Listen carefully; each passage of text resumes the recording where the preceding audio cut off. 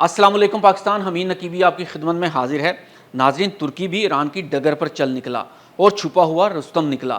جب دنیا میں سر جنگ، تیل اور سونے کی دوڑ لگی ہوئی تھی تو ترکی بھی ایران کی طرح خاموشی سے جدید ٹیکنالوجی کے حامل ڈرونز اور طیارے بنا رہا تھا۔ آہستہ آہستہ ترکی نے بھی ان ڈرونز اور طیاروں کا ایک بہت بڑا ذخیرہ قائم کر لیا۔ اب جب ترکی اور اسرائیل کے درمیان کشیدگی بڑھنے لگی ہے تو ترکی سے ان جدید ترین جنگی ہتھیاروں کی خبریں بھی باہر نکلنا شروع ہو گئی ہیں۔ مشرق وسطیٰ میں ایک نئی جنگ کا خطرہ صرف میزائلوں اور بمبوں سے نہیں بلکہ آسمان میں آنے والی ایک نئی ٹیکنالوجی سے بھی جڑا ہوا ہے۔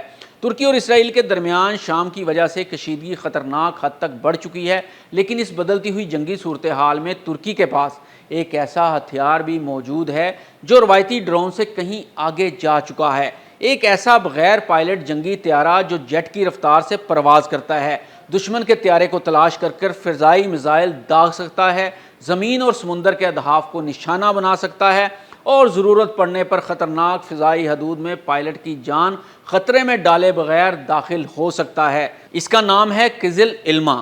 یہ سوال یہ ہے کہ ترکی نے آخر کیا بنا لیا ہے؟ یہ طیارہ کتنا طاقتور ہے؟ اسے کنٹرول کیسے کیا جاتا ہے؟ کیا یہ ریڈار کی نظروں سے بچ سکتا ہے؟ اور اگر ترکی اور اسرائیل کے درمیان شام کے معاملے میں براہ راست فوجی ٹکراؤ ہوا تو قزل علمہ اسرائیل کے لیے کتنا بڑا مسئلہ بن سکتا ہے؟ آئیے سمجھتے ہیں۔ ناظرین، قزل علمہ آخر ہے کیا؟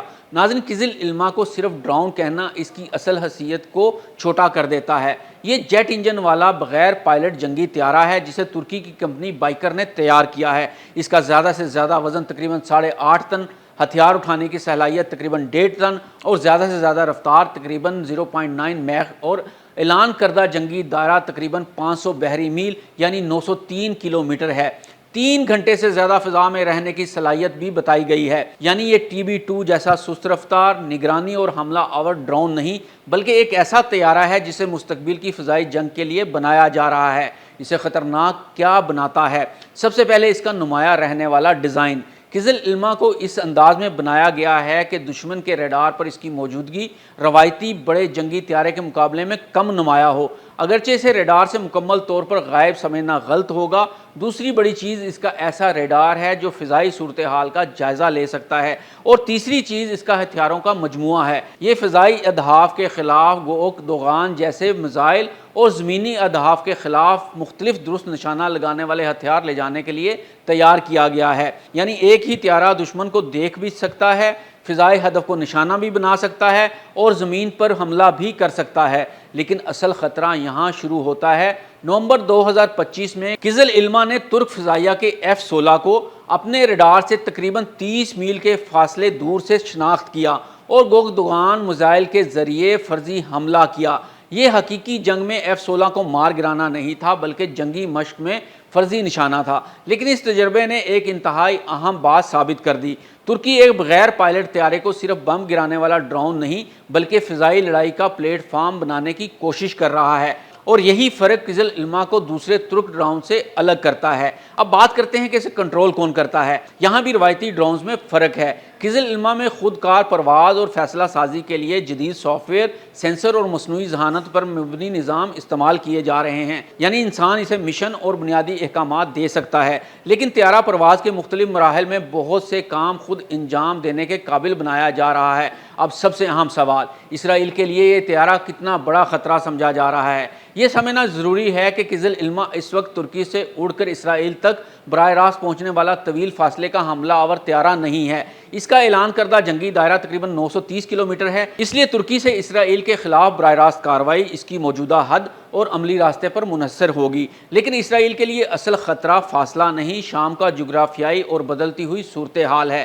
اگر مستقبل میں ترکی شام کے اندر اپنے فضائی یا فوجی اڈوں کو بڑے پیمانے پر استعمال کرتا ہے تو قزل علمہ کو اسرائیل کے مقابلے میں بہت قریب سے چلانے کا امکان پیدا ہو سکتا ہے، اور اس صورتحال میں مسئلہ یہ نہیں ہوگا کہ ایک قزل علمہ اسرائیل تک پہنچ سکتا ہے یا نہیں۔ اصل سوال یہ ہوگا اگر کئی ایسے بغیر پائلٹ جنگی طیارے ایک ساتھ شام کی سمت سے اسرائیلی فضائی حدود کے قریب پہنچیں تو اسرائیل انہیں کتنی جلدی تلاش کر کے روک پائے گا، کیونکہ ہر قزل علمہ میں پائلٹ نہیں بیٹھا ہوگا۔ اسے خطرناک ترین مشن میں بھیجا جا سکتا ہے، فضائی دفاع کو آزمایا جا سکتا ہے، دشمن کے ریڈار اور طیاروں کو نشانہ بنانے کی کوشش کی جا سکتی ہے، اور ضرورت پڑنے پر اس کا نقصان انسانی پائلٹ کی جان کے نقصان کے برابر نہیں ہوگا۔ یہی وہ جنگی فائدہ ہے جو اسرائیل کے لیے پریشانی پیدا کر سکتا ہے۔ تو کیا قزل علمہ اسرائیلی جنگی طیاروں کو شکست دے سکتا ہے؟ ابھی یہ دعویٰ کرنا قبل از وقت ہوگا۔ قزل علمہ کی زیادہ سے زیادہ رفتار تقریباً 0.9 میخ ہے، جبکہ اسرائیل کے پاس انتہائی جدید جنگی طیارے اور فضائی دفاعی نظام موجود ہے، اس لیے اسے F-35 اور F-16 کا سیدھا متبادل سمجھنا درست نہیں۔ اصل تصور اس سے زیادہ خطرناک ہے۔ قزل علمہ کو تنہا جنگی طیارے کے طور پر نہیں بلکہ دوسرے جنگی طیاروں، ڈرونز اور زمینی نظام کے ساتھ مل کر استعمال کرنے کے لیے تیار کیا جا رہا ہے۔ یعنی مستقبل کی جنگ میں ایک ترک جنگی طیارہ آگے بڑھ سکتا ہے، اس کے ساتھ کئی قزل علمہ فضا میں موجود ہو سکتے ہیں اور ہر ایک مختلف ذمہ داری ادا کر سکتا ہے۔ ایک نگرانی کرے گا، دوسرا دشمن کے طیارے کو تلاش کرے گا، تیسرا فضائی میزائل لے کر آگے بڑھے گا اور دوسرا زمینی ہدف کو نشانہ بنائے گا۔ یہی بغیر پائلٹ جنگی طیاروں کا جھنڈ مستقبل میں اسرائیل جیسے جدید فضائی دفاع رکھنے والے ملک کے لیے اصل چیلنج بن سکتا ہے۔ ناظرین، حمید نقیبی کو اجازت دیجیے۔ اللہ حافظ۔